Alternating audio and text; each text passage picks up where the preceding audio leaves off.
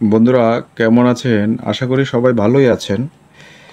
তো আমি আজকে একটি ডিভাইস তৈরি করলাম যেটা সবার জন্যই কাজে লাগবে। বিশেষ করে যাদের সোলার আছে বা আলাদা এক্সট্রা ব্যাটারি আছে তাদের তো মাস্ট বি কাজে লাগবেই।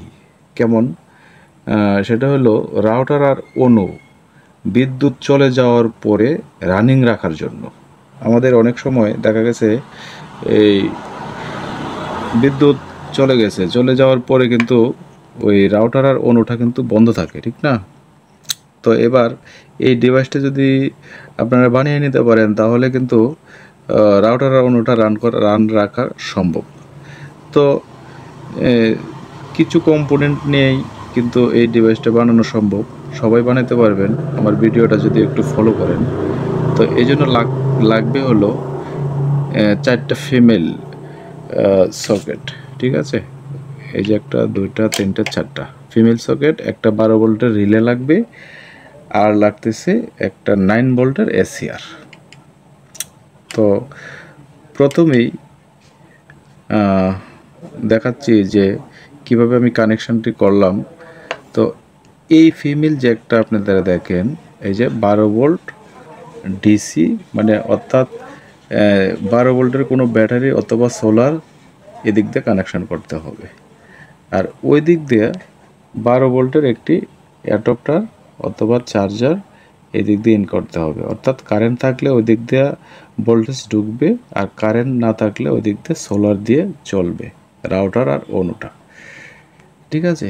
তো আমরা প্রথমে সোলার যে কানেকশানটা, এটা একদম সহজ। দেখেন, এই ফিমেল জ্যাক থেকে প্রথমে আমরা কি করলাম, প্রত্যেকটা ফিমেল জ্যাক নেগেটিভ যে কানেকশানগুলি আমরা এখনও সংযোগ করে দিলাম।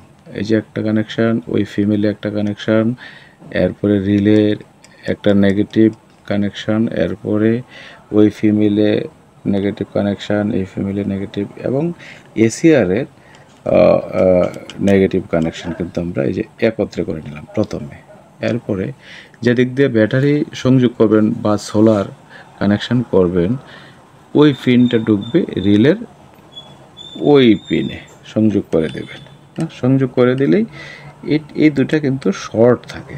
শর্ট থাকলে আমরা পজিটিভটা ওই দিক দিয়ে পেয়ে গেলাম। হ্যাঁ, পাওয়ার পরে দেখেন ওই ভোল্টেজটা ওই দিক দিয়ে একটা তার সংযোগ করে দিলাম, এসিআরের বাম পাশে আমি লাগাই দিলাম।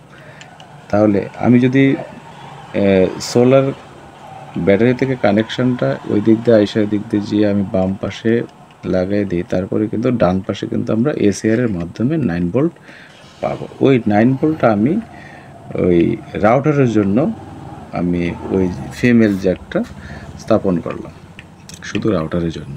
আর 12 ভোল্টেজটা, ওই সরাসরি 12 ভোল্টেজটা দেখেন আমি একটা 4007 একটা ডায়োড ইউজ করেছি। ওই যেখানে 12 ভোল্ট ইন হয়েছে ওই দিক থেকে একটা 4007 ডায়োড দিয়ে ওই ফিমেল দিয়ে আমি আউটপুট করেছি। তাহলে সেটা হবে অনুর জন্য আউটপুট লাইন। তাহলে আমার ব্যাটারি কানেকশান কিন্তু হয়ে গেল। তো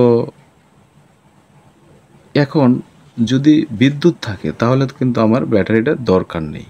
সেই ক্ষেত্রে আমার ওই ফিমেলে যখন বিদ্যুৎ চলে আসবে, এখানে চার্জারের মাধ্যমে পজিটিভ ভোল্টেজটা, ওই যে পজিটিভটা ওই দিক দিয়ে আইসা এখানে যখন পজিটিভ আসে, নেগেটিভ তো আছেই, তো পজিটিভ আর নেগেটিভ যখন রিলেটা পাবে তখন কিন্তু রিলেটা একটা সুইচিং করবে।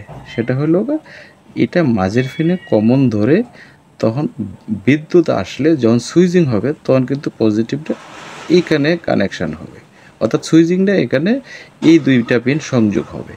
এই দুটা পিন যখন সংযোগ হয় তখন ওই যে পজিটিভ আমার চার্জার থেকে যে পজিটিভটা এখানে আসলো, ওই পজিটিভটা আমি ওইখানে সংযোগ করে দিলাম। দেওয়ার পরে এদিকে আমার 12 ভোল্ট আমি আউটপুট পাবো। তখন ওই 12 ভোল্ট কমন আউটপুটটা এদিকে এসিআরের মাধ্যমে 9 ভোল্ট এবং ডায়োডের মাধ্যমে 12 ভোল্ট আমি সাপ্লাই দিয়ে দিলাম।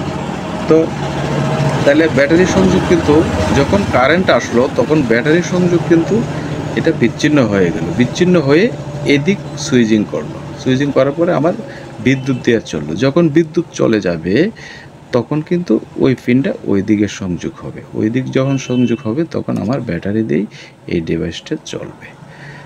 তো বন্ধুরা, একদম ইজি প্রসেস।